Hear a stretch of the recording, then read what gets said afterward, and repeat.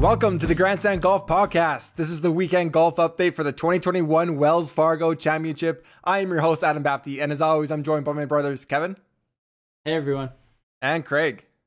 Hey, guys. Happy Mother's Day to all the mothers out there listening. That's right. It's probably going to be a day later, but happy Mother's Day, a late Mother's Day to all the mothers. Hey, you can never say it too many times. That's absolutely true. right. That's true. That's true. It is Mother's Day, so thank you to our wives and mothers or I guess our singular mother for everything that you do for us. And let's get into this. Let's get into this. And continue to everything you have done and continue to do for us. Exactly. Just being the best mother that could ever be out there, ever. Oh, we win. God. We win. Brown nose over there. Glow Boy always has to take it one step further. Yeah. Okay, guys, let's talk some golf. Let's talk some golf here. We have the 2021 Wells Fargo Championship. Rory is back in the winner's circle. Craig, give us a little bit of a tournament recap here.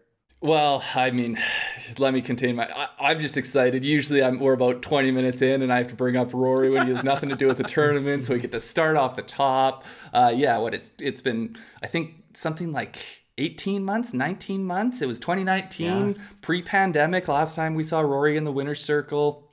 He went out there, he was top 20 off the tee, top 20 approach. He was third in putting this week, so he did a lot of work with the flat stick, which is an encouraging thing, I think. You know, it would be easy to see Rory do this just with his driver, and you know, it might not give us the same confidence, but the one big one to me. So Rory has now won the Wells Fargo at Quail Hollow 3 times. Right.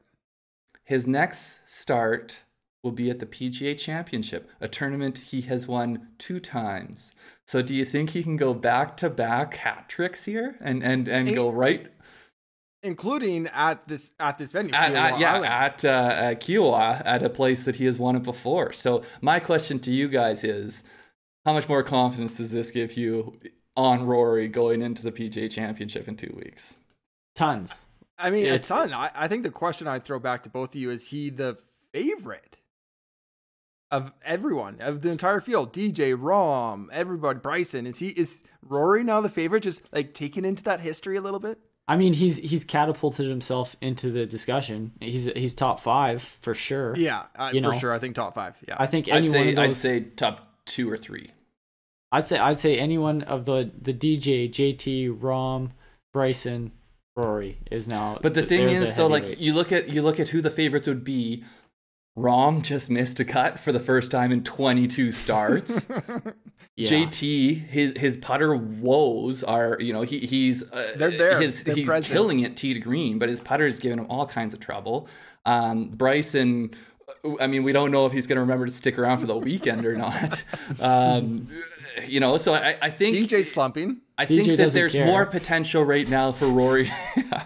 There's more potential for Rory to vault right into the favorite than if Rahm was still on a real hot streak, or if JT had everything working right now. I think it's more vulnerable up top right now. The only reason I would say he might not be the outright favorite is just it's a small sample size. You know, he had been struggling for a while, and he's flashed at a kind of a horse for course kind of venue. Absolutely. So, you know, before we get too far ahead of ourselves, I don't know about outright favorite, but yeah, he's absolutely in the discussion. See, I don't know if Craig will have more Rory data later in the show, but I kind of challenge the whole struggling thing. Like, it's been a long time since he's won, without a doubt. That's been a long time for his career. But has he really been that bad? Like, or has he just been yes, for sure. But it's compared to Rory, so like it hasn't been that bad compared to for a PGA professional, but compared to the guy that, you know, we were just talking before we came online, like probably the best golfer of the past decade. So it's sort of like, I mean, obviously it's not quite Tiger, but it's sort of like Tiger, where you measure, the scale is different that you measure Rory by. And so, I mean, he had fallen to the lowest ranking he had since he was 18 or 19 years old, you know, so 13th in the world. He was really scraping the bottom there. Wasn't he down to 15th there at one point? I don't know. Regardless, it was for Rory, it was bad, but I mean, the reality is he's just so good that even when he was playing bad, he was still like getting top 10s randomly, and I mean, I think his low point was at like the Players there. He was not even close to competitive miscut there, and then missing the Yep. cut at the Masters. Like there's some red flags happening for sure. Because Rory, typically his floor is so high, like you were just talking about, Craig, that like he kind of, when he's not playing his best, he's still in the top 30 a lot of the time, you know. And I think not seeing him, like I can't even remember the last time we really saw him in contention. Yeah.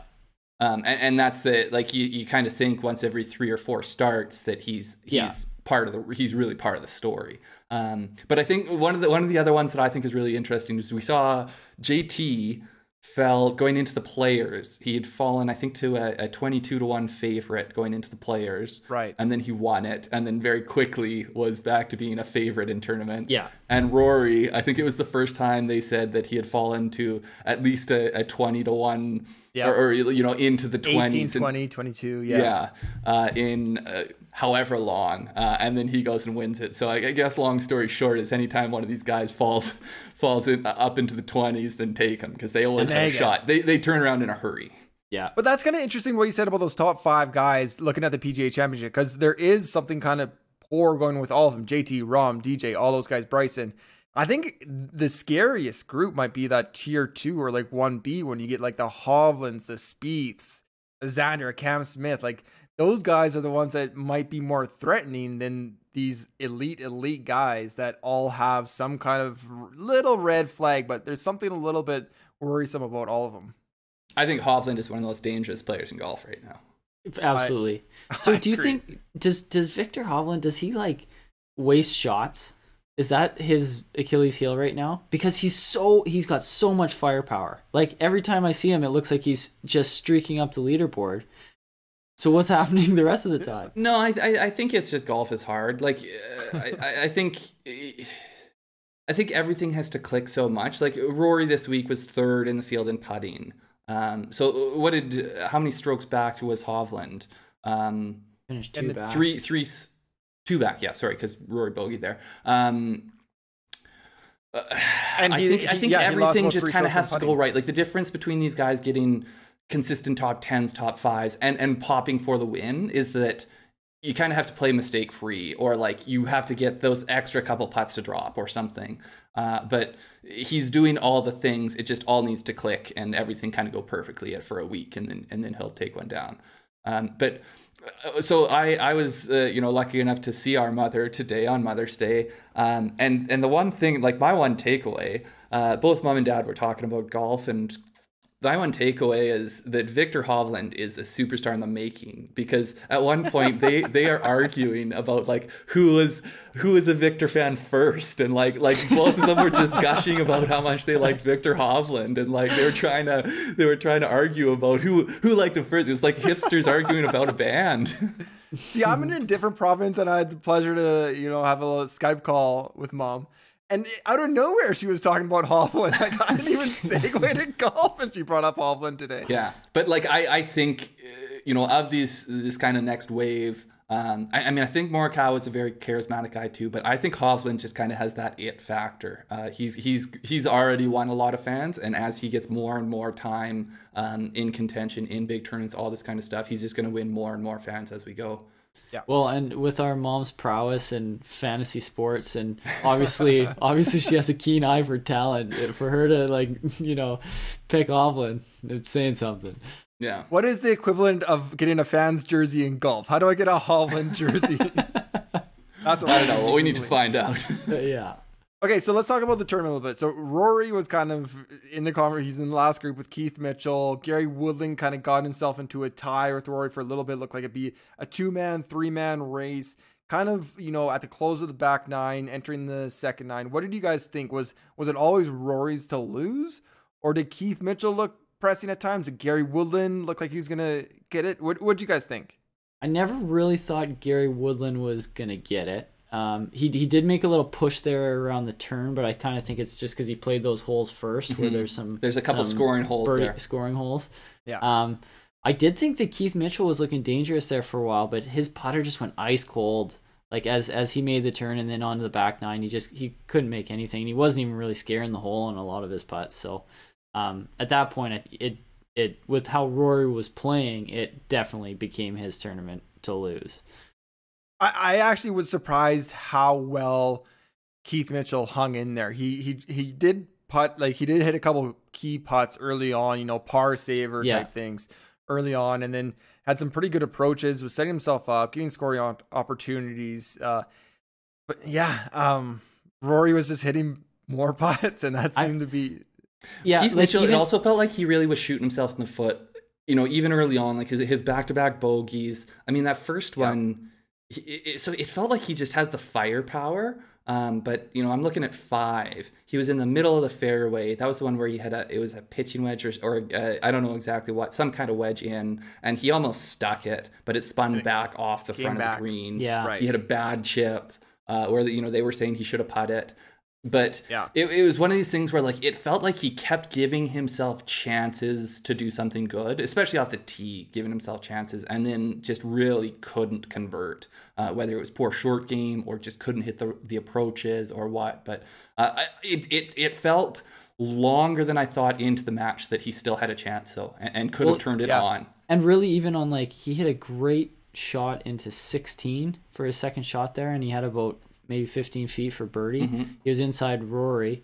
Rory missed. I think if he made that, it went to a one-shot lead for Rory with 2 tough holes to play. Like, it's anybody's game at that point. So even on 16, if he could have bought himself a putt at that point, he was right back in it. So I give him credit for hanging in as long as he did. It's kind of gut-wrenching that it sounds like he needed a T2 or better to get into the PGA Championship, and ended up one shot back of that. So that's too bad, because he obviously had a great week. Yeah, it also is just a little bit of whiplash coming off the week that he just had, because what did he shoot, an 82 or something? I feel like a couple positional points there might have helped a little bit more than like trying to get it all back on one weekend. But like, it's just shocking. It's one of the things that's shocking about PGA golf is these guys, like, he threw away, I think it was -8 putting last week. So I think in a single round on Sunday. Oh, was it just that was just on Sunday? So, like, you know, he was positive this week putting, not a ton, but you know, the fact that you can go from as bad as he looked the week before to being, you know, the 54-hole leader and being in contention against Rory McIlroy, Abe Ancer, and Viktor Hovland. You know, it's impressive how good these guys are. It's whether the scoring can happen or not. Well, did you hear what happened with his putter? It was bent, apparently. I didn't hear exactly. I just heard it was bent. I know. I was kind of like in and out of broadcast and like trying to hear, and like he had to get it fit. Like, he called his equipment guy the Monday or the Sunday after Valspar, and it was like bent or crooked or something, and that's why like all his alignment was off. That, like, how can that happen? That's crazy. Yeah. So just back to Rory real quick. I don't want to beat the Rory horse, but so and last hole there. Yes, you do. I do, yeah. Well, we got some PGA previews coming up. I can get into Rory a bit more, but in terms of the play, so last hole there, you know, can't go left. Somehow he pulls it left to left. It kicks off the hill hard. So that swing is what makes me think he might not be the favorite going to the PGA Championship, because like, you have so many things that are fine there or acceptable, you just can't do what he did. That's the only thing that brings like double into play. But I also and I mean, they were talking about early on that, you know, he did not have a good feel with his driver leaving the driving range, and he hit extra balls and all that. So probably good of him to squeeze a 68 out of it. But yeah, so I would rather see him hit driver up there as far as he can. And I kind of missed that a little bit. Is he trying to move to a cut off the tee? He's only going to fade his driver. If he wants to go with a little bit of a draw, he'll pull his 3-wood, which is interesting with trouble left. He pulled a 3-wood on 18. So I don't know if he was really not confident at all in his driver. Well, I'm pretty sure he's traditionally he used to hit a draw with his driver, didn't he?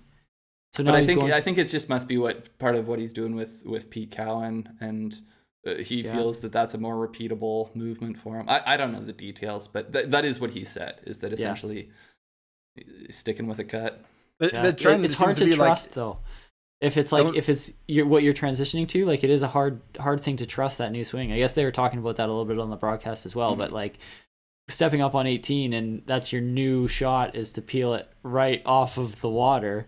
It's hard to trust that. Yeah. What were you saying though? That's the new thing. Is to only work your driver one way. Like and I think that's a smart thing to do. Like, I mean, with how far and how high. I mean, every single hole, if you see these guys that are in the top 50, you know, in driving distance or top 100 in driving distance, they're cutting corners, they're going over trees that it doesn't really matter how the hole's shaped, it seems like in most courses. So play your fade that, you know, starts way over the left trees and have it come back like he did on what was it, 3 where he hit it, or 2 where he hit it 372 yards, like to the front of the green on the par 4, just absolutely smash it over the trees, playing the course like that. But yeah, there's enough area, I guess, to work it just one way on most of these courses. Yeah, I think there's pretty, like from a data analytics point of view, I think there's pretty good stats to back up that this is the better approach. That it's one of these sort of old school golf things where working it both ways will work out better for you, but I think the numbers are backing up more and more that it actually doesn't, and you're better off because it's easier. The loft that the 3-wood adds essentially makes it easier to draw it, and so people who try to move both ways with the driver, it just introduces more misses to their golf swing. Yeah, and misses both ways. But anyways, regardless, so. What were you? So he hits the draw or the 3-wood there. Good decision. I mean, obviously it turned out to be a good decision, but taking the drop out of the edge of the creek there. I don't think he could have. I think the wrong decision would have been trying to go back to the fairway. I thought when he was crouching down and screaming, "You're gonna flub this into the creek." Totally, 100%. When they were initially pacing off to the left, I'm like, "That's a great call." Yeah. And then when they did ultimately decide to drop, I guess, and then drop, pick it up and place it, you get a better lie, and he's able to smash it. It seemed like the ball was still quite a little bit below his feet, but I mean, I also, for some reason, I thought he would have more club there. I didn't think it was going to be an 8-iron. So that was the hesitancy I would have. With how it works with the PGA Tour and the grandstands or hospitality area or whatever that is, could he have just like fired it into that, smashed it into that tent there, and then like gotten a drop right up there? Because like you know, I know it's kind of cheeseball, but that might have been this like better play, kind of gives them a more level lie potentially, but I thought that's sort of what they were looking at, but thinking so like, we got to move all these people and be like, I'm trying to hit it right at you guys. It was the angle in. So I think the further left gave him a harder angle in, because what he was saying to I forget what his caddy's name is there. Harry or something, I think. Harry, yeah, that sounds right. That essentially he wanted the angle closer to the creek where he was, and so that's when they just decided, well, like, you know, we could drop it right here. So I mean, he hit a great 8-iron and made it, you know, an easy 2-putt to take it down. We are grandstand golf. Yeah. So we started this in a pandemic. There's been no fans. Now that there's the blue wall to LPGA. So are we like pro people hitting into grandstands? I don't know. Is that an insult? We need to really figure out that. I think the grandstands. I think the grandstands need to be in play more. It's like if you're behind a grandstand, don't get line of sight. You go over it or chip around it. It would introduce something, that's for sure. Okay, so looking at the leaderboard, how it finished didn't feel like how it was, the entire day to me. So we had Viktor Hovland go birdie on 14-15, got himself to 8 under. Abe Ancer went birdie, 15, 16, 17, got himself to 9 under. Abe Ancer was kind of a late addition to the broadcast a little bit. Did you guys think that was in play? Well, I didn't think it was in play until he birdied 16, 17, and then it was I thought if he birdied 18, 10 seemed to be pretty good at that point. Like I think for sure that was before Rory got it to 11. Even though you knew Rory had a couple scoring holes, he still had to get through 16, 17, 18. 10 looked pretty good. And Ancer gave it a run there on 18 too. Hey, that was a good it was a good putt. Really good putt. It felt a little bit when they first started showing Ancer, 14, 15, he made the birdie. It felt a little bit like they're trying to, manufacture a contender here, and then he, and then it was birdie, and then it was birdie, and then almost, and it was like, oh man, he's gonna give it a run here. But man, great tournament from Abe Ancer. A guy who hasn't won yet. I'm a big Ancer fan. I can't, I'd love to see Rory come back and get his win here, but it definitely would not have been super disappointing if Ancer could have gotten his first PGA Tour win. Yeah, you got to think it's only a matter of time. Mm-hmm. Sorry, Adam. Yeah, it's if not when with Ancer. I think we can all agree with that. No, I was going to say a playoff would have been. Sorry, it's when, not if. Right. I don't know. It's getting late on Sunday. It's going to happen. We just don't know. I've done more things today than I usually have. I don't know. Okay, let's talk about a couple other story, guys. You guys ready to move on from the leaderboard? Talk a few. Well, yeah. So Viktor Hovland, just a stud. Great weekend, 68, 67. We talked about him. He's a superstar in the making, if not already. Okay, so one of the weirdest storylines of the week. Bryson triple bogeys like the 7th hole, his third to last hole, goes to I think 3 over at that point, gets a birdie coming back and it's 2 over, something like tied for 89th when he finishes his day Friday morning. Figures there's not going to be any chance that he's going to play the weekend. And I think at that point the cut line is even. Yeah, it's technically even, but they're thinking, but it was expected. Yeah. So he jets off back to Dallas, right? That's where he went to? Yeah, he lives? He goes back to Dallas. And I think while he is in the air, someone called him or he got notified that like, hey, you're tied for 67th right now, by the way. They didn't have enough fuel to turn around, had to land, couldn't get back out until I think 2:45 Saturday morning for his Saturday AM tee time. Got there, got to the range a little bit, and then ultimately had a great weekend to finish backdoor top 10. How absurd is the story? Like, how can you imagine leaving and not? I mean, can you imagine not logging on to Data Golf and being like, does +2 have a chance to be a cut line? Well, it didn't. It seemed like there's so many people. It turned into carnage on Friday afternoon. Really, it was what happened. But it was projected to. This is one of the things I don't understand. Like. Data golf is something that anyone who bets or plays fantasy golf or anything knows about data golf. And, it was still, I think +1 was probably still favored at that point, but they would have been given at least 25 to a third, 25% to a third chance that it was moving to +2, even at that point. And so I don't know about early on. It started because even at the start of the day, it was... Yeah. Because they've built in weather now. They factor in weather now, so so they had factored in that it was going to get more difficult, and it's just I don't know how you're what does that cost him, 40 grand maybe, however much it cost him to private jet both ways. Well, so he figured he needed to play well enough to make it worth it, the trip. You need to pay off the trip.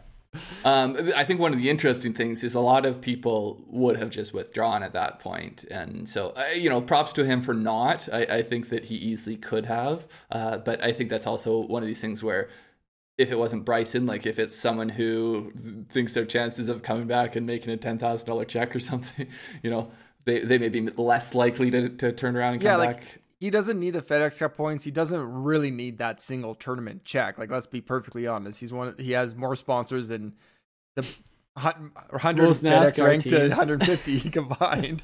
But yeah, props to him. He woke up in the middle of the night to come back and played outstanding. And I would think in large part because the perception that if he didn't, he probably would have got ragged on pretty good. That probably has a little bit of a factor. Yeah, the fact that everything Bryson does is under a microscope, and so if he just took off and had made the cut and didn't come back, then he definitely would have not. It would not have gone over well with the media. Well, let's also talk about the elephant in the room here too. That he was Adam's one and done pick. And I was looking at the leaderboard there on Friday, thinking, "Ooh, Adam, that one's gonna hurt." Both me and Kevin had Max Homa outside the cut line. I was just going to set the stage with you guys had Max Homa, who ejected very early, so all you could do was hope that was over. So let's be perfectly honest. Losing Max Homa stings a lot less than if Bryson missed the cut. Like that. Oh, yeah, for sure. The you know, as a Homa fan, it was less than ideal. But to know you're trading Homa for Bryson, exactly. You know, the one and done, I would have probably been happy to take that. Yeah, but yeah. I think the other worst thing about it is both Kevin and I, after we make our picks on Wednesday, message that like, man, I really had a hard time not picking Rory this week. Like it just felt like it was a good Rory week, and then lo and behold, yeah. And it's just all you want. You just wanted to see some flash from Rory before. Yeah, any signs of life, like you would have gone cut before, like. Or like a good 3 holes and like some, you know, a good 3-hole stretch. Yeah. Okay, so speaking of guys who missed the cut, there is a lot of notables who seem to not fare well at Quail Hollow Thursday, Friday.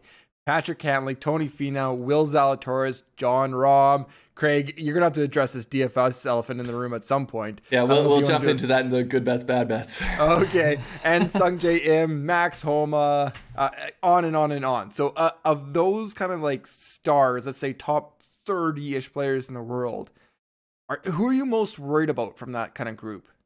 Well, I think I'll probably end up walking all over Kevin's stock down here. But you could take it away there, Kev, if you want. Yeah, I mean, my stock down this week is Patrick Cantlay. Like I am worried about Patrick Cantlay. He's missed his last 3 cuts. He's missed 4 of the last 5.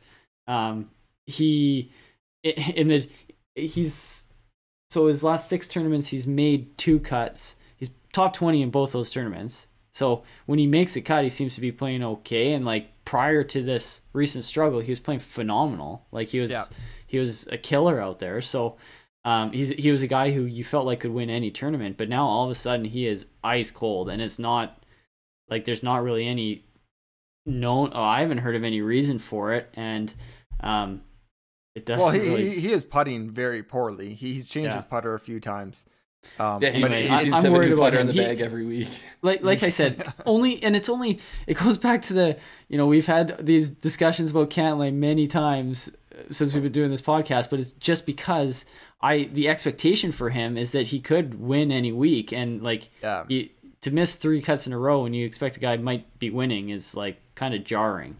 So and the other thing, you know, some of the top players are more streaky, where you'll see them, you know, like maybe a Patrick Reed, where, you know, he might not play the best, but then he'll come out and win a tournament. But Cantlay, you don't really think of him that way. You think of him more as someone who week in, week out, he's going to be top 30 to, you know, contending.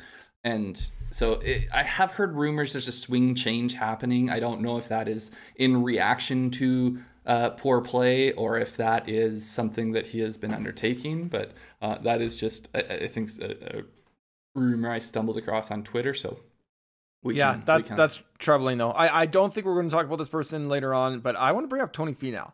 So at the start of 2021, he went 4 second. His last few have been, so going back to the players, miscut, T28 at the match play, so not getting out. Miscut at Valero, Texas, a T10 at Masters, and a miscut here. That's 3 miscuts in his last 4 stroke play events. Don't forget he flashed a lot at the Zurich though. It's not on there, but you know, Zurich he played decent.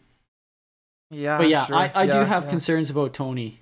Like it's one of the things about him is he's just been, again, a very consistent, you know, top 20, top 10 guy. So he's, after that run of seconds, he's been dipping, eh? Mm-hmm. Yeah, I'm less worried. I'm way more worried about Patrick Cantlay, but I think Finau is just kind of in a little. He does seem a little bit more streaky than I think, as Craig was mentioning. Cantlay's just like steady pop, steady. Finau's a little bit more up and down, I think. Well, I think if Finau is a really consistent guy, to be honest, but I think maybe he's just in a bit of a rut. I hope so. He's got so much game. You know, I'm going to get into Willie Z in my stock down, but Rahm, to me, I'm not worried about it. Essentially, I'll get into my exposure to him this week, but you know, he came out and he had a really bad Thursday, and almost battled back to make the cut. Almost battled back to make the cut. And he could have done exactly what Bryson could have done. He could have easily had a backdoor top 10. We're talking about a guy who, in retrospect, putting a heavy exposure on him. We're talking about a guy that's in the first weeks of being a father, having stumbling out of the gates on a Thursday in the first tournament he's really played. The Masters happened right after they had the kid. Sure. Little baby Kepa. So I think it's one of those things that's completely excusable. I think Rahm's playing next week. I am in no way moving any stock down on him, because I think if anything he's more dangerous this week than I felt coming into the Quail Hollow. Craig's doubling down. I'm going even heavier next week. Okay, so another guy we need to talk about. Phil Mickelson goes out, shoots 64. He's 7 under. Follows that up with a 75, a 76, a 76, and moves all the way back to 7 over. Finishes a solo 69th in the tournament. What's going on with Phil? Who wants to jump into this Phil discussion? I think that we need to channel our inner Denny Greens here. He is who we thought he was. We let him off the hook. He let him off the hook. It was awesome to daydream for a little bit when he jumped out there and was birdieing. What was he, like 5 under after 8 or something like that on Thursday? It was fun to think that maybe he would be contending in this tournament, but he had to at least get through Friday before, and he didn't really. And then it just went from bad to worse kind of after that. But I would love to see it. I would have loved to see him win and qualify for the US Open and, kind of get himself back into relevance. But unfortunately, the trend has been the other way, and I don't really see that changing. Yeah. I think the thing is, I think Phil has enough game still that there could, if everything clicks, I think he could win a tournament in his 50s. But the only problem is 72 holes. Well, that's what I was going to say. And I said it to Adam on our Wednesday show. He was talking about a Phil as a play, and I was like, honestly, like, the biggest worry I have about Phil, and he comes out and he speaks openly about that. This is that he just loses interest and he loses focus, and like it's a grind, and we need to get, like, I don't know, like Damon or Max Homa, like, kind of edge him on Tuesday, Wednesday, get him fired up. Awesome. Yeah. Or and then get like Colt Nose like following him, like, bet you can't hit that one, Phil. And he's like, oh yeah. Now I do think potentially the more crowds we get, the better. Like, I think that is one of those things that can potentially buoy Phil through a week if he does get into contention and plays a little bit better to stay in. I think if he is in contention come Sunday, I think it's fine. It's more. Yeah. Can he, kind of take what happened in that first round and balance it, let it coast through till Sunday. That middle 36. I really have, like, no doubt that little Twitter exchange and trash talking that he was doing with Joel Damon, like, had an impact on the way he played on Thursday. Like, those guys both went out and played awesome. Now let's see here. I think Damon got him by. Where did Damon end up? Who was in that group? Was it Taylor Gooch? Mid-20s, I think. Oh yeah, tied for 18th. Yeah. Griffin, Lanto Griffin. Lanto Griffin. Yeah. He tweeted out that picture of Will Smith at the end of Fresh Prince with just like an empty living room. Oh, that's good. Okay, should we jump into 3 stars here, guys? Yep. Yeah, let's do it. Okay, so 3 stars. I got a little bit of an asterisk. Call it an amateur asterisk or whatever, but I'm going to give a quick 4th star to the story I heard, I think Friday or Saturday. It's Lev Grinberg. He's 13 years old, and he made it through the sectional qualifying for the US Open. He shot a 70 and advanced to the final stage of the US Open qualifying. Apparently, he's just like an absolute golf phenom at 13 years old. If he does qualify, he would be the youngest male ever to play in a major championship. So that's just something to maybe look out for. I don't know exactly when the final stage of the US Open qualifying is, but this 13-year-old Lev Grinberg is making a run at it. Way to go, Lev. He's my 4 star. Yeah. Be awesome. It'd be a great story. 3rd star. The thing that surprises me about that is also a little bit that that like back in the day on, you know, when the Open Championship was in its infancy, that Like young Tom? Young Tom. Well, young Tom. Well, I'm trying to think. So there was a year, and I'll try to be quick in this tangent, but there was a year where they wouldn't let young Tom play. And so they made this like separate caddies boys event, and he ended up posting a score that would have won the Open Championship. But this is before he went on to win, I think, however many straight. Three in a row, I just would have thought in those early years that there just would have been one random year where some super young, like the same thing with old Tom Morris playing in it when he was 70 plus, you know. Or like, who was it, Tyrone, or who's like on the early 2000s? Treon? Yeah, Ty Treon. He was in the Tiger Woods game. I remember that. Okay, third star, Alex Cejka. He won the Champion Tour Regions Tradition, a major on the Champions Tour. It was only he's just 50 years old. It's his third start on the Champions Tour. He got in as an alternate when Bill Haas withdrew. His other 2 Champion Tour starts came as a Monday qualifier. He won in a playoff over Steve Stricker. Steve Stricker, probably one of the favorites with Longer and whoever else coming in. I think Steve Stricker won the event in 2019, last time it was played. Right. So there you go. But yeah, Cejka, I mean, 50 years old now. He's won on 5 tours: the PGA Tour, the European Tour, the Web.com Tour, the Outlaw Tour that kind of pop up during the pandemic, won a couple times there, and now the Champions Tour. Just kind of I don't know, one of those storybook ones where it's just cool to see that guy come from an alternate and win a major. Yeah. What, a competitor much, eh? Yeah, whatever game he can get. Yeah. He's just a gamer. And now he's got like full status or like full exemption or whatever on the Champions Tour, doesn't he? It's a pretty boss way to get full status. Just come into your first major and win it as an alternate. Okay, second star over on the European Tour, Canary Islands again. Garrick Higgo is dominating. Craig's pick this week. I mean, I'll give Craig a little bit of props. He's also the top. I think he's the favorite going in. Yeah. It's his second win in 3 events. He won by 6 strokes. He's now up to 51st in the world. And this guy, he's so good. I mean, whatever tour he's on, he's won twice in each of the past 3 seasons. Obviously has a ton more time left in 2021, but he has kind of won himself into a whole different kind of tournament schedule from here on out with WGCs and majors and all that. Well, he's into the PGA. Without a doubt. Yep. Yeah, he's 51 now in the world. Yeah, so I also think so. You know, really interesting game. So you know, this is a guy that Adam sort of got me onto. But 21 years old, he's just a prodigy in the short game. Like his scoring game is awesome. So I think that once we see more and more of him, he is the type of player who is going to win. Like, you know, those players.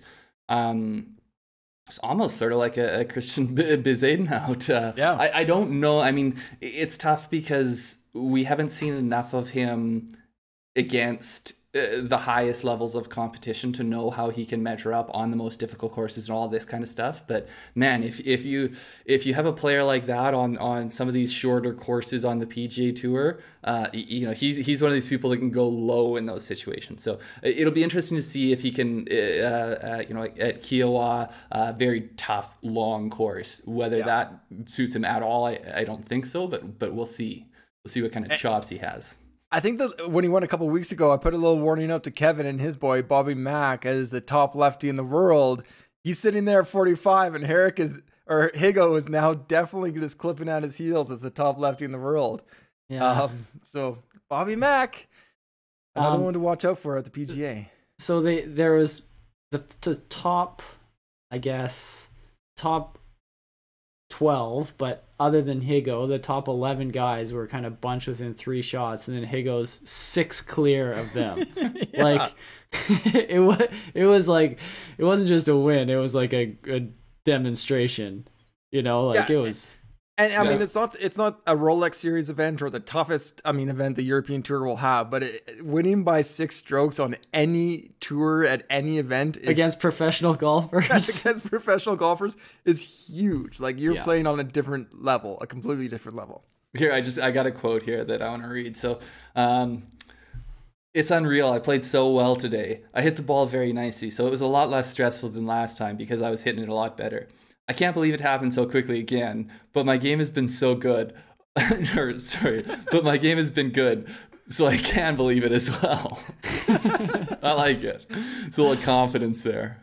I'm so good. I guess I can believe it. I can believe it. I'm playing really good golf right now.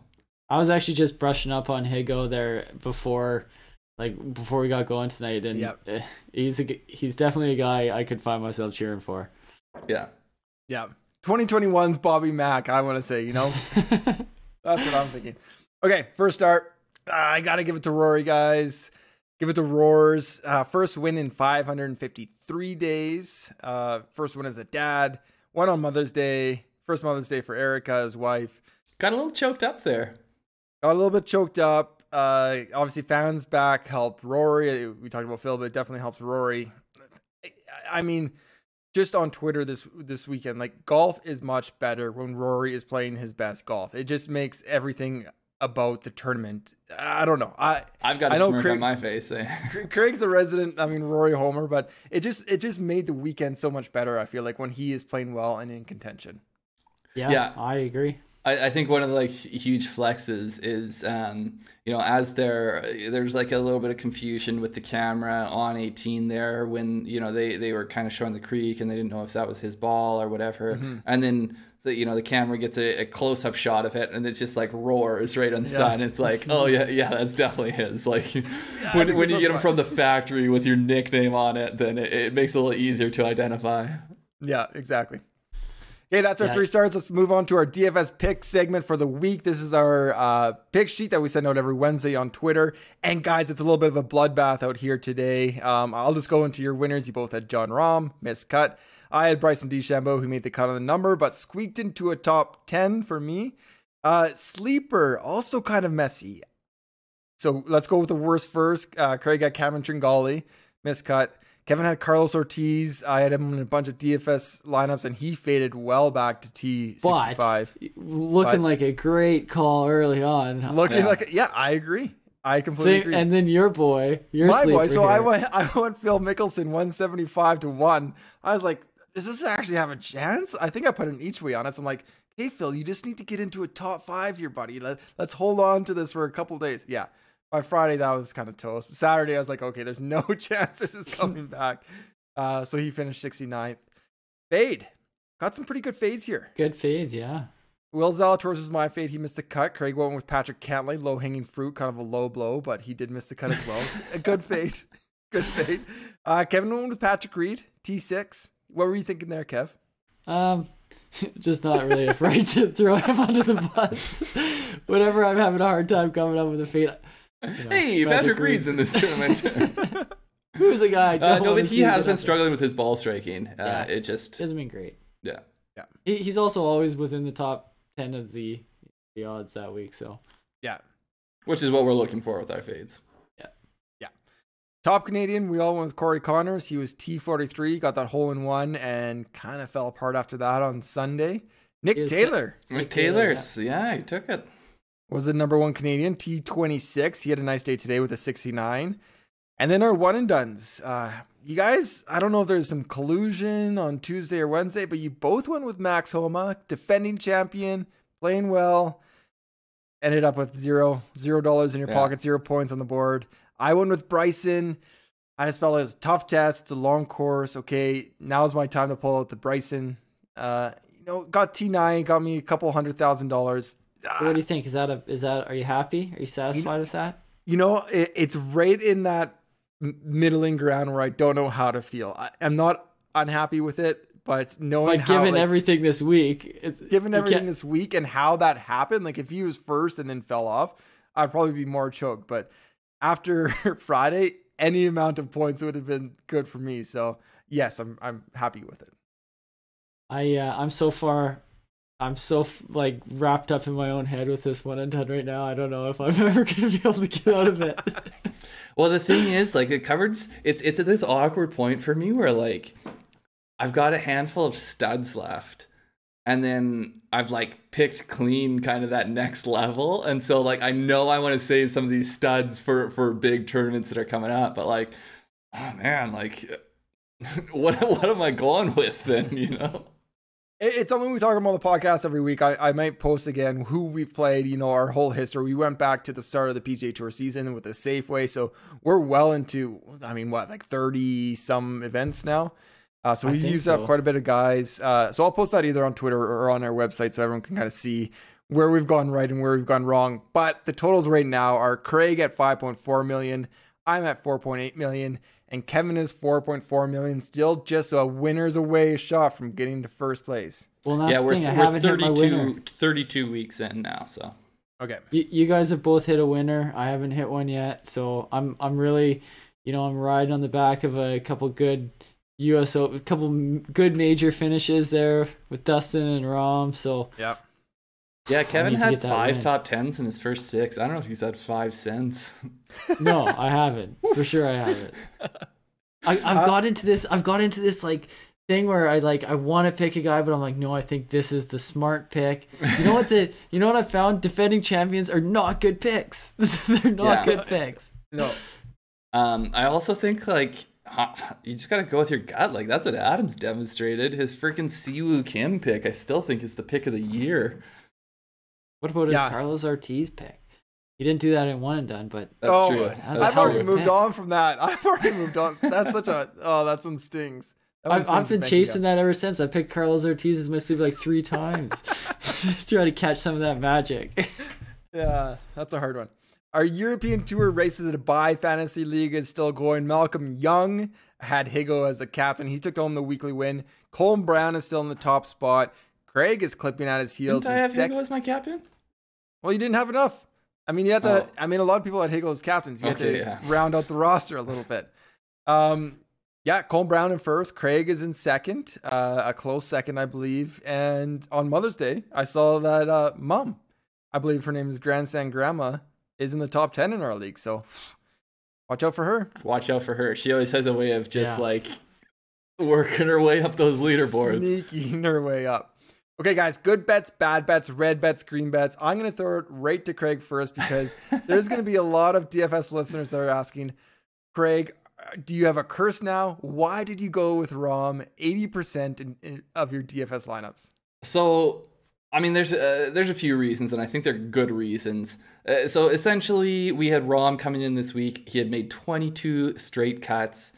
We had, I would say, question marks up. Well, yeah, okay, so I'd say definitely question marks with JT. Maybe a little bit less so with Bryson. But so DraftKings, we had Rahm as the 3rd priced guy. I felt like he should have been the first. You know, it's a course that favors distance. It's a course that favors power players. So, you know, I hammered it. I went 80% exposure. I felt that not only did he have a great, you know, he was coming off however many, 8 of the last 10. He was top 10s.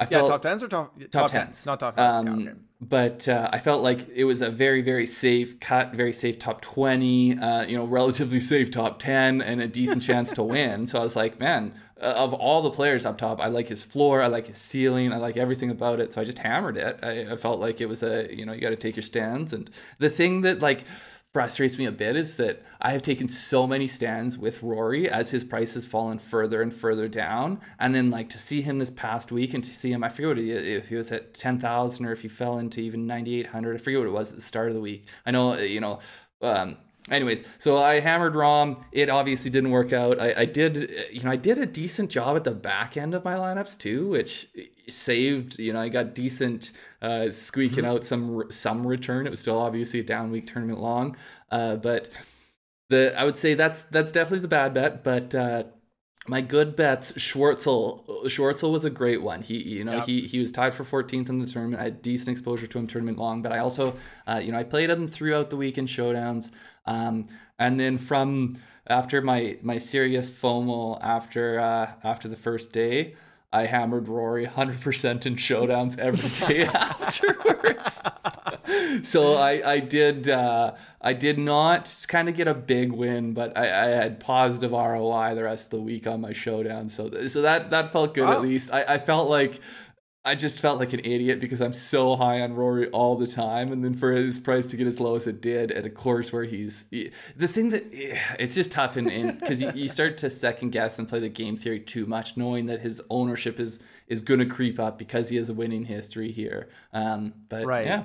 Anyways, it was a fun week. I like to take stands. It didn't work out, but yeah, it was a good week. I got a couple follow-up things. One is giving you props because you won 80% in 20 lineups with Rahm. And the 6 of 6 percentage for the week was 5%. Somehow you managed to get a 6 of 6 tournament long DFS lineup, which is almost absurd to do when 80% of your lineups have Rahm. And so the reason is because so essentially I did 20 lineups, and so I had 4 that weren't Rahm, but I did all of those as the PM AM stack, which there was, what was it, ended up being 2 strokes? 2-stroke swing. So they were all, chances are you're throwing all your darts at that side of the dartboard. But the thing is, as I was making those lineups and I was making all the ones with Rahm, who was on the wrong side of this, and when we started to talk about how much there could be a favored wave in this week, I was like, man, should I just instead hammer this wave heavy? And I didn't, but that definitely was the angle to go this week, I think. So I did the same thing. I think 4 of my lineups were PM AM stacks, looking at that weather. And that's how I came up with my best lineup, because I write notes for kind of, okay, why did I come up with this lineup? And that was, Rory, Woodland, Schwartzel was a really good one. So yeah, definitely some viability to that. My other question, and we'll leave it at this. What do you feel like?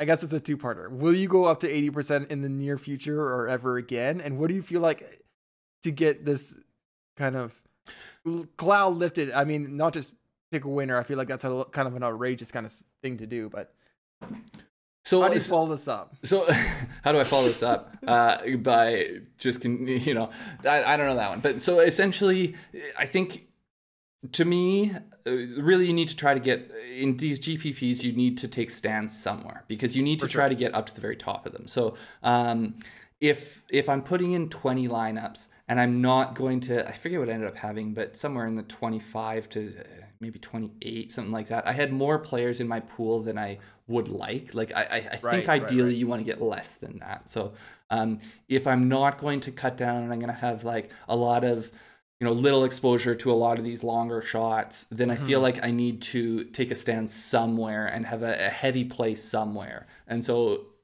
I think in the future, I'm going to try to be more brutal and cut my whole player pool smaller. But I don't have a problem taking that kind of stand. If I was playing 150 lineups, then I would not do that. Like, I think then you can get more combinations in. So I definitely wouldn't go above a 50 probably. Yeah, I think one of the key things to remember is the result might not be positive, but that doesn't mean that the theory is wrong. Trust the process.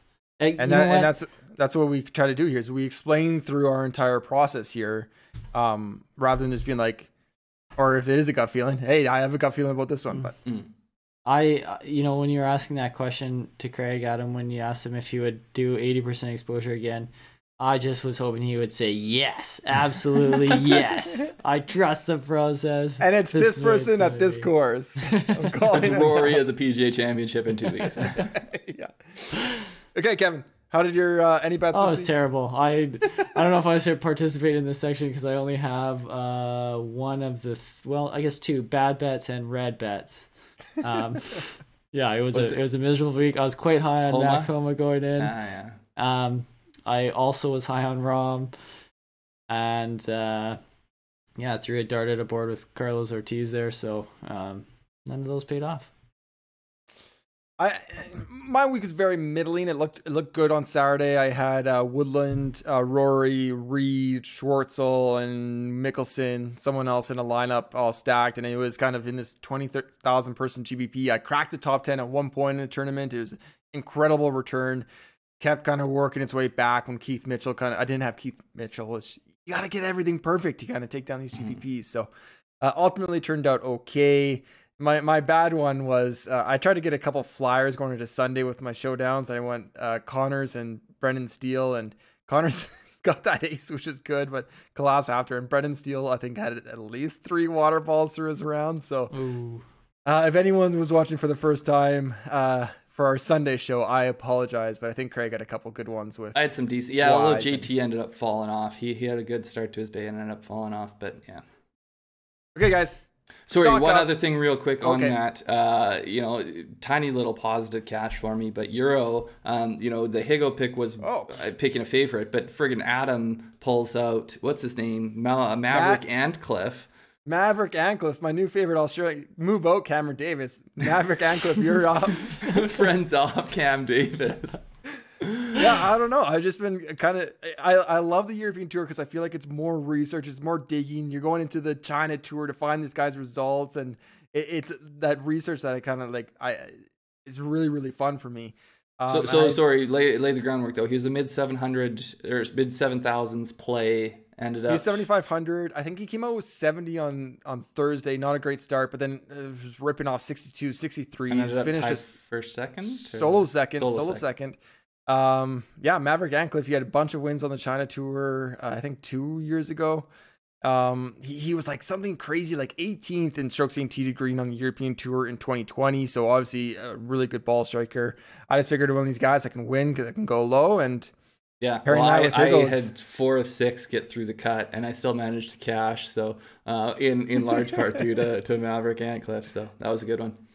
There we go. Okay, stock up, stock down. Craig, do you want to kick us off? Yeah, I got pretty straightforward ones here. Stock up for me for sure. Gary Woodland. He was someone you brought up on the Wednesday show. I still was hesitant because of the injuries, the hip. He has not put together a great record of recent. We have seen flashes over the early part of the year, but what did he end up there? Solo fifth.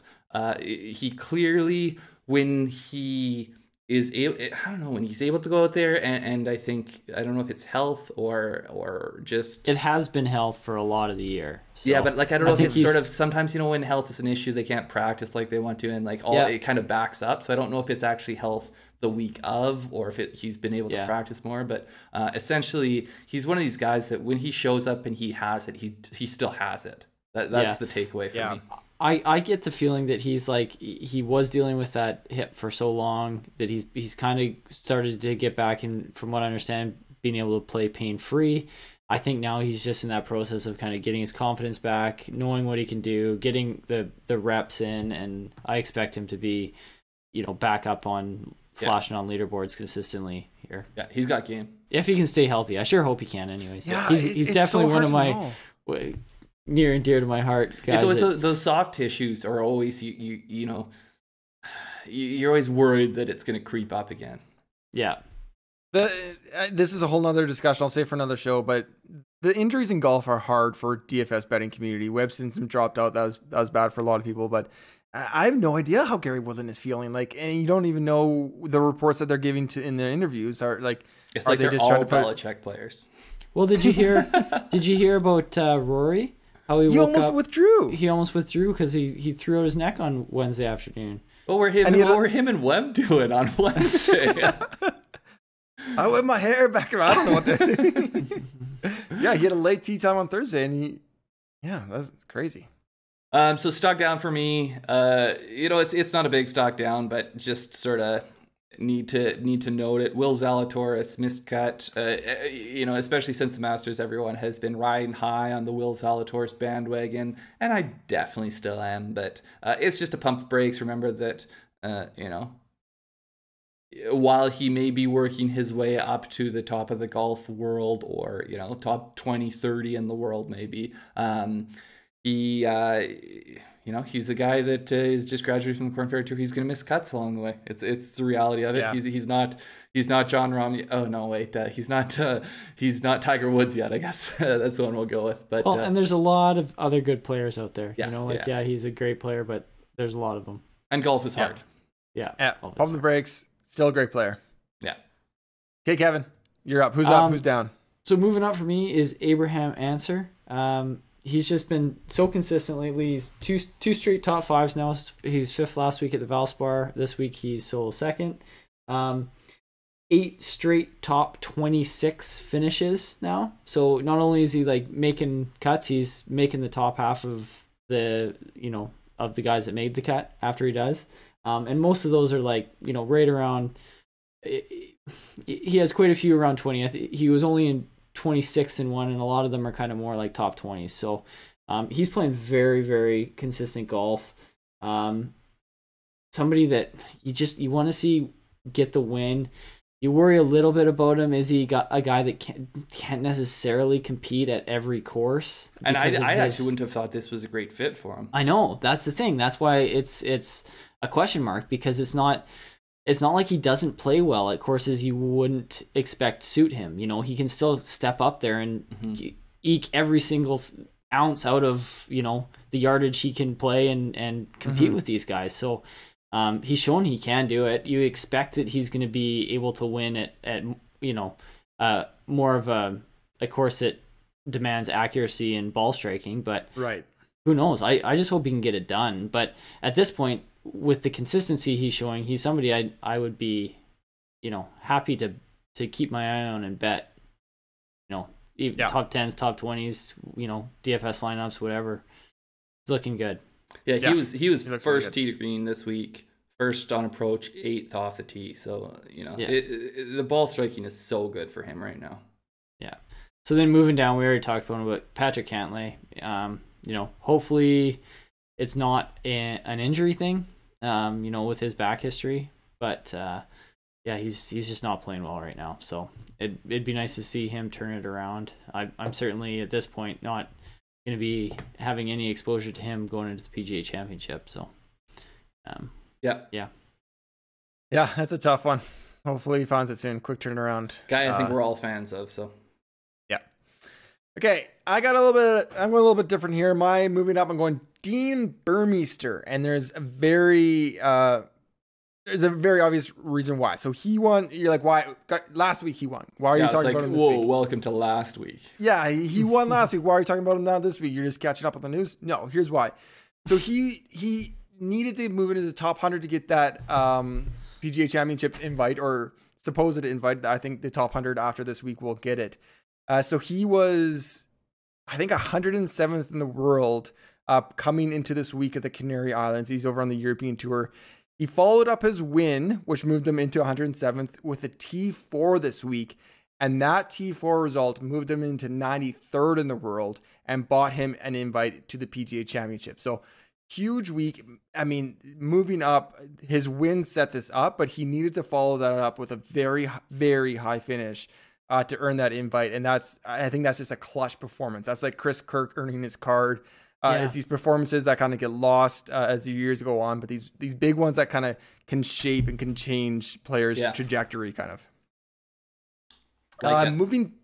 Moving down, I'm going Francesco Molinari. So kind of same with why I went Gary Woodland and why I went Shane Lowry this week. I kind of thought these kind of guys that have been around for a while, play major courses, major championships well. They could avoid big numbers. They could get around Quail Hollow. They could do well, and they're kind of being slept on. But I just don't know what to do with Molinari right now. He's kind of a guy that confuses me. He seems to have a very limited schedule, which is fine if you have exemptions and you're playing well and you're making cuts. But he's missing a lot of cuts, and it doesn't really make a lot of sense to me. He missed a cut this week by 2 strokes. He's missed 3 of his last 4 cuts. I don't really know what's going on with Molinari, to be perfectly honest.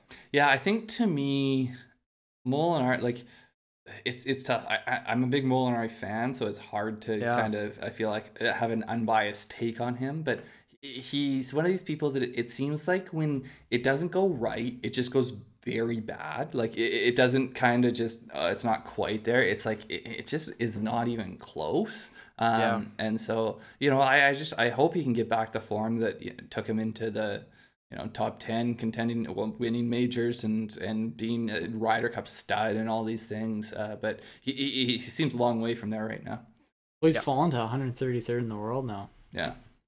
And I think you just need to play some more events. I don't know what, like, there's family things. He was moving this past year. The pandemic was hard. So that's what I don't really know. Then he did flash and have a couple top 10s there, and then it's just been then he's cold topping it. Then it's